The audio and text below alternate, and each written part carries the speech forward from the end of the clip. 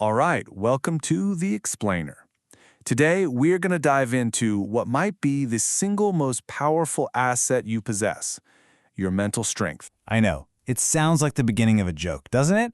But the answer is actually a really serious one. See, all of them have learned to master this invisible force that really shapes success, their mind.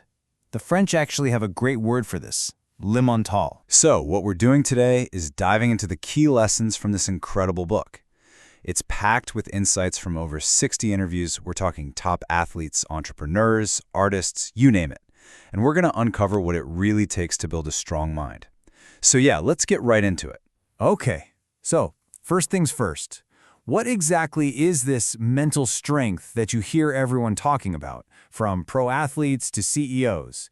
Is it, just about being tough, gritting your teeth? Well, the book makes it super clear that it's not just one single thing. It's more like a toolkit, right? A whole set of abilities that we use to get through life's challenges. A great way to think about it is like it's your mind's own personal operating system. And the best part is you can keep upgrading it. I absolutely love this metaphor. It's just so powerful. Having a strong mind isn't about, getting rid of your emotions or trying to stop the waves from coming. It's about learning how to surf them, how to actually use that energy instead of letting it crush you. Okay, so if we're going to learn how to surf those waves, we have to talk about the big one. The one that, let's be honest, most of us face all the time. That giant wave of failure. Man, I just love this mindset from a champion tennis coach. It's not just about being okay with failing. It's about seeing it as, like, the price of admission to even get a shot at success. When you give yourself the right to fail, what you're really doing is giving yourself permission to succeed. It completely flips the script. And here you see that exact same idea, just framed a little differently, this time from a police commissioner. And look, this isn't just some clever little saying. It is a complete mental model where losing is, well, it's impossible. Every single outcome is a win. You either get the result you were hoping for, or you get the lesson you needed to learn. So, here's the real key takeaway when it comes to failure. This isn't about cheesy motivational posters, okay? This specific mindset came up over and over and over again in all the interviews. It's this ability to just detach your ego and see failure for what it is. Pure data. That's the core principle. That's how you build real resilience. Okay, but how do these people stay so motivated?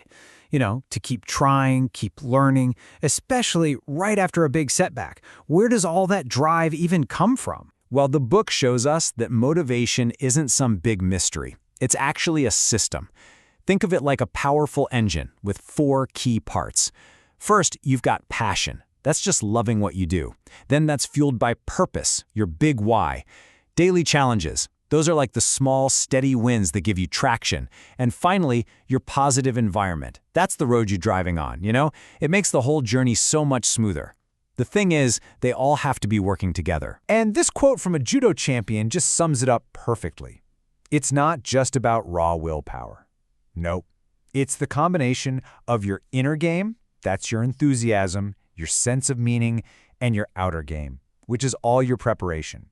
If you have one without the other, it's just going to fizzle out. All right, so we've talked about resilience and we've talked about motivation. But what about just the day-to-day grind? How do we manage our minds when the stress and the pressure really start to build? Okay, listen up, because this might be the single most powerful strategy in the whole book. It's such a simple idea, but it's so profound. It's this separation. You pour every single ounce of your energy into the stuff you can control, your preparation, your actions, your mindset, and you really practice, letting go of everything else. This isn't just a nice little idea. This is the absolute cornerstone of performance psychology. The book is also full of practical tools, like this simple 3-step mental reset you can use in any high-pressure moment. So, step 1, visualize. But here's the trick. Don't picture the final outcome. Picture the process, the steps you need to take. Step 2, breathe. Just a few slow, deep breaths. This literally sends a signal to your brain that you're safe and in control. And step 3, reframe. You actively ask yourself, okay, where is the opportunity here? And just like that, you shift from a this is a threat mindset to a this is a challenge mindset. And you know, sometimes the most profound wisdom comes from the most unexpected places. This little gem from an 8-year-old boy, it just reminds us that when you strip it all away, at its core, mental strength is about managing your own emotions. It's a skill we can all start learning, no matter how old we are. Okay, so we've looked at all these different perspectives. What's the common thread here? What's the big idea, the core philosophy that we can all actually use in our own lives? So the authors talked to over 60 people. And just think about the range for a second. We're talking special forces soldiers, world-class musicians, top CEOs. I mean, completely different worlds. And yet, from all those different lives, one single central message kept coming up. And this is it. This is a core philosophy. First, your mind isn't something you just fix when there's a crisis. No, it's like a garden that you have to tend to every single day. Second, every single challenge you face, that's just fertilizer for the garden. It's an opportunity to learn. Third, real strength is built from the inside out. It doesn't depend on what anyone else thinks. And all of that leads to the final and maybe most important point: your inner world literally creates your outer world. So let's end with this one last thought, because it just perfectly wraps everything up. A strong mind, when it comes right down to it, is an open mind. It's open to new ideas, it's open to learning from failure, and it's open to its own incredible potential. This whole explainer has been an invitation. So the only question left is, how are you going to choose to open yours?